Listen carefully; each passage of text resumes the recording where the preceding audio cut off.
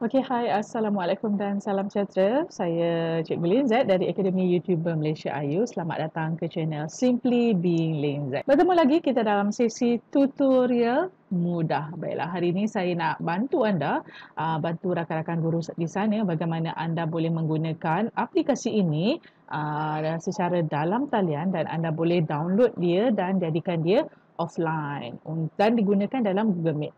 Baiklah, tanpa melengahkan masa lagi, jom kita pergi ke perisian ini. So, pastikan anda terus setia bersama saya.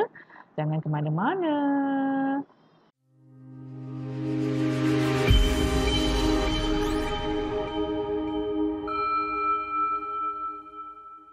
Baiklah, seperti yang dapat anda lihat, tidak asing lagi, ini adalah aplikasi yang selalu saya gunakan dalam menghasilkan bahan video PDPC saya. Okey, seperti yang anda dapat lihat, ini adalah canva.com. Okey, canva.com ini adalah satu perisian yang memang saya selalu guna.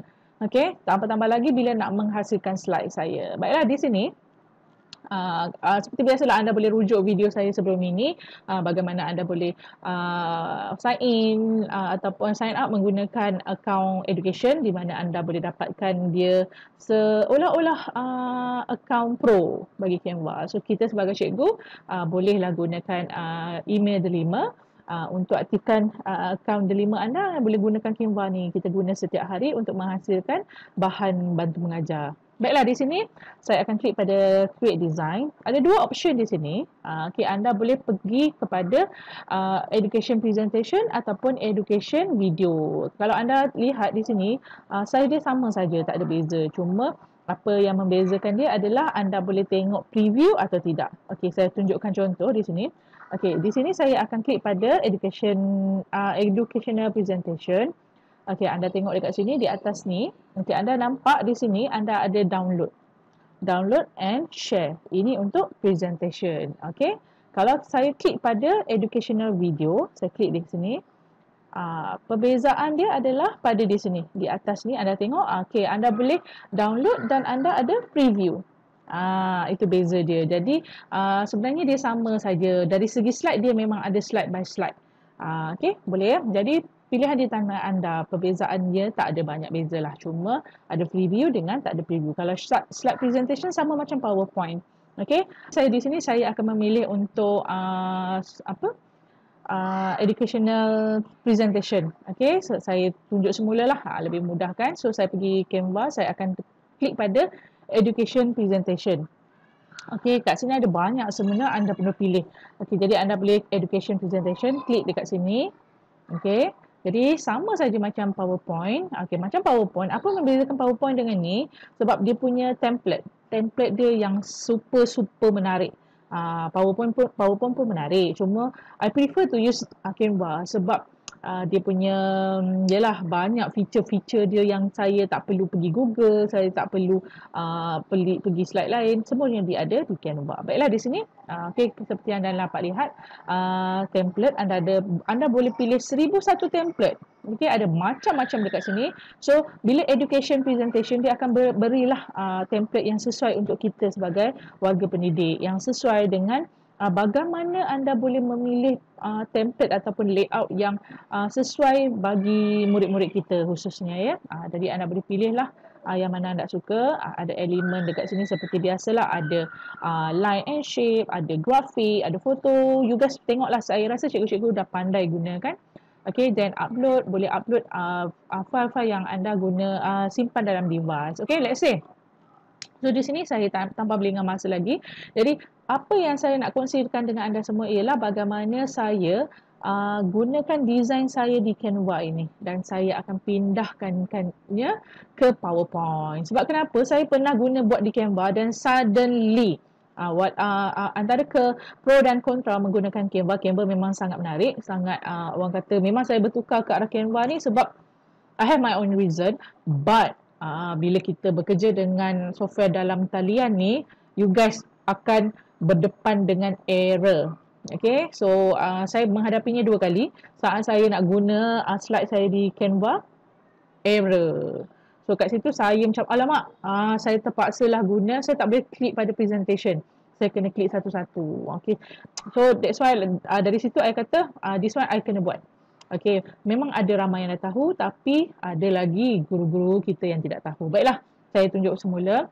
Saya tunjuklah bagaimana saya menghasilkan slide presentation saya. So I prefer design yang sangat-sangat minimalis. Okay. Gambar besar, teks yang besar. So layout yang kosong dari segi saya tak suka sangat background yang sangat sangat orang kata apa ya, too many gambar lah. Okay, let's say I suka macam ni lah, macam ni simple. Okay, let's say saya klik yang ni. Okay, you guys seperti anda yang nampak, apply all 80 pages. Ada 18 muka surat semuanya. Bagi saya akan klik semua. Okay, saya akan klik semua. So, Canva akan susun lah ikut ni. Jadi, saya akan pilih yang mana saya nak, yang mana yang saya tak nak. Okay, katakan yang pertama, saya sukalah layout macam ni, saya ambil. Kalau ada next one, ni sorry ya, anak-anak tengah main. So, biasalah bunyi bising-bising tu. Excuse rumah kita ya. Okay, so saya boleh pilih. Kalau saya nak, saya akan ambil. Kalau tak nak, saya akan delete. Okay, let's say saya hari ni nak mengajar bahasa Melayu. Saya akan klik saja.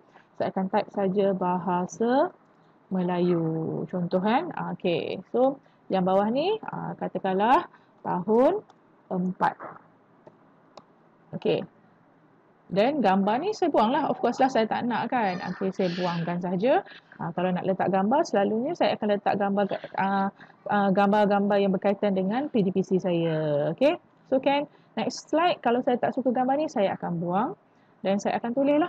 Let's say di sini saya akan cari saya punya apa tu? Kata saya akan cari saya punya rancangan mengajar. Saya akan klik cari kepada rancangan mengajar saya, ataupun saya akan cari di SKP saya kan. Dan let's say kat sini saya tunjukkan contohnya. Di sini saya akan tunjukkan. Okay, saya akan carilah mana pula saya punya file ni. Okay, contoh saya pergi sekolah saya dan saya akan ambil bahan mengajar saya tahun 4 dan saya akan ambil RPH lah. Okay, RPH saya dan saya akan cari yang sesuai. Saya akan ambil dokumen standard semua kan. Okay. Sorry saya tunjukkan. Okay, saya akan cari. Let's say di sini kan, saya kata apa standard kandungan, saya akan copy. Dan saya akan pergi ke Canva. Okay. Dan saya Canva, saya akan pastekan dia. Kan, saya akan betulkanlah dia kat sini. Dan saya pergi balik saya punya ni. Saya, ini tak ada satu persatu sense. Saya akan pergi balik saya punya file tadi. Saya akan cari di SKP. Di SKP saya supaya apa yang kita buat tu adalah berdasarkan dokumen standard yang telah ditetapkan oleh kementerian kita lah, dan saya akan cari 1.1 kan. So semua kita ni kena berdasarkan pada apa yang telah ditetapkan lah, supaya kita tak simply buat kita punya video PDPC. Okay, so saya buat sini, saya akan letak standard kandungan, katakanlah kat sini, dan saya akan paste, enter, saya paste. Kan, saya besarkan. Pulanglah pada cikgu-cikgu bagaimana cikgu nak buat design cikgu. Okay, so saya akan buat macam tu. Dan next, saya rasa tak suka. Saya klik pada tong sampah ni, saya delete. Okay, okay, so let's say katakanlah cikgu dah buat semua. Okay, dah siap confirm, dah siap semua kan. Cikgu tengok dulu dekat 3 titik ni. Klik pada 3 titik ni, cikgu pergi dekat present. Selalunya saya akan present dekat sini. Saya akan pergi Google Meet, saya akan direct present dekat sini. Kan, tapi nak kata cerita satu hari tu Canva ni problem kan. Jadi saya tak boleh buka. So dari sinilah saya fikir, I have to do something yang to prevent supaya saya tak kalang kabut pagi tu. So bagaimana anda boleh nak guna? Anda boleh dari sini kan, dari Canva ni anda klik pada 3 titik ni. Okay, anda klik pada ada kat sini kat sini see all. Klik pada see all. Anda cari PowerPoint. Okay, PowerPoint. Dan anda boleh pergi, semuanya ada 17 kan. Okay, anda download sahaja. Okay, anda boleh download, anda tunggulah. Cuma apa yang download di sini, kalau video-video yang anda ada di Canva, dia tak ada. Tak apa, nanti saya tunjuk ya. Okay, let's say so simpan kat sini. Saya simpan, saya save. Okay, so download. dan nanti saya boleh buka file tadi tu dalam PowerPoint. So kat sini saya right click, saya open, klik pada open. Okey, seperti yang cikgu dapat lihat dekat sini kita ada PowerPoint. So inilah PowerPoint. Sama, tapi kadang-kadang dia ada yang tak sama, anda kena tengoklah, anda boleh repair lah mana yang tak sama. Okey, katakanlah saya pergi ke sini, saya letak video-video ke, katakan let's say saya letakkan upload saya letakkan video, katakan dekat sinilah elemen ni. Sebelum tu saya pergi dekat elemen, saya letakkan video, contoh ya, video, saya letak video, contoh ya. Okay, saya klik pada sini, saya ambil yang ni lah, saya klik kat sini kan, dia play video ni kan. Katakan saya ambil ni, saya nak pergi ke PowerPoint dan saya download lah. Okay, saya download, ada tak? Kita download dulu. Okay, kita tengok perbezaan. Yang pertama tadi tak ada video. Katakanlah saya ada video di PowerPoint. So saya pergi kat sini. Tunggu dia tanya. Okay, kita save. Okay, so saya cuba buka. Open when it's done. Okay, open when it's done. Okay, tengok tadi kita buka Okay, tadi nampak dia tak ada pun. Okay, itu antara yang kalau kita nak pergi ke PowerPoint, kita kalau video-video dari Canva memang tak akan ada lah. Jadi cikgu manually masukkan saja. Okay, insert seperti biasalah. Insert video kan, kalau ada video cikgu boleh masukkan insert video kat sini kan, media ada video, cikgu masuklah. Okay, so itu sajalah. Okay. So macam begitulah saja bagaimana anda boleh buat design di Canva dan pergi orang kata download. Selalunya orang kata apa, convert lah kan. Di sini di Canva kita tak guna istilah convert, tapi kita guna istilah download dan boleh buka di PowerPoint. Mudah saja dengan hanya contohnya saya buat, saya tunjuk video saya, bukan video, slide saya yang saya memang dah buat. Okay, so katakan ini kan slide saya yang ini. Okay, jadi maksudnya kita nak prepare supaya kadang-kadang bila kita menggunakan software dalam dalam talian ni, kadang-kadang dia error lah kan. Jadi untuk kita bersedia. Jadi cikgu dah design semua kan. Saya dah design semua ni. Jadi saya nak tukarkan, kalau istilah biasa kita guna convert kan. Jadi di sini kita gunakan download. Pergi 3 titik di sini. Okay, anda klik pada see all. Okey, untuk pengetahuan semua, saya menggunakan email education. Yang sini saya gunakan eDidik. Anda juga boleh menggunakan akaun D5 anda, akaun D5 MOE. Saya untuk Gmail saya tak pasti.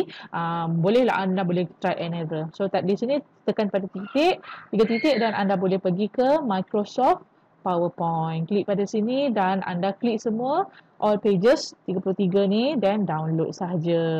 Okey. Kita tengok balik ya. Sebab ni saya dah download tau. Dia boleh berlaku ni sebab kita tak tahu kadang-kadang internet kita bla bla kan. Okay, so katakanlah sini save. Okay, right click, saya open when it's done ya.